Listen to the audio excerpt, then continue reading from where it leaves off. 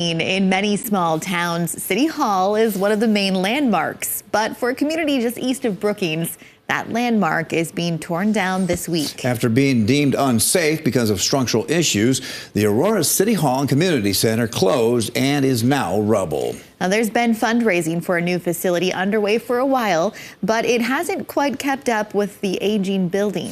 On the Night Beat, Kettleland's Carter Schmidt explains what's next for the small town. Good evening, Carter. Good evening, Don and Bridget. Back in July of 2021, I did a story when a Chase the Ace fundraiser first launched in Aurora to raise funds for a new city hall, community center, and fire department. That fundraiser is ongoing, but there's still a lot of work to do to replace an important part of the growing town. Aurora, a town that had a population of around 500 10 years ago, now has over 1,100 people calling it home. With that growth, upgrades are needed. A few months ago, this building was home to Aurora's finance office and community center.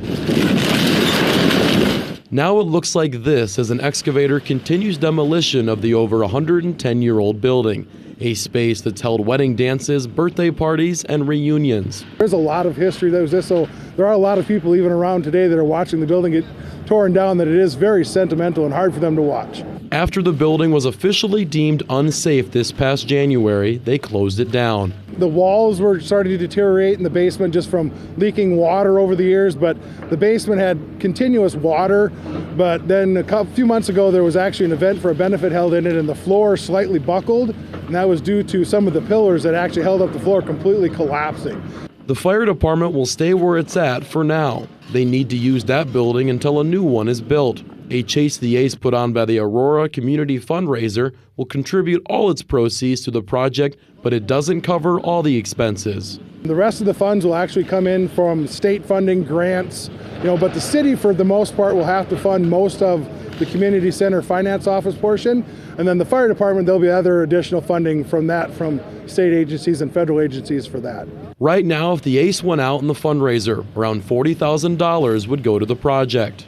We're a small town, so we do not have a lot of tax base for the area, so fundraising is the way we're going to be able to get things like this. That's one reason why we're doing Chase the Ace, so that we can help generate funds for projects like this. And they have no plans of slowing down. We need to raise funds, so we'll see how it all turns out as soon as this card goes out, or this deck goes out, or if it does all the way to the end here. But see where we're at on funds. That's the main goal, is to get more funding. And Jones says they have hopes to have renderings for the new buildings in the next 6 months and then break ground within a year. If you'd like to be part of the Chase the Ace, you can find information on their Facebook page to enter, which I will attach to this story on our website. The next drawing is tomorrow night.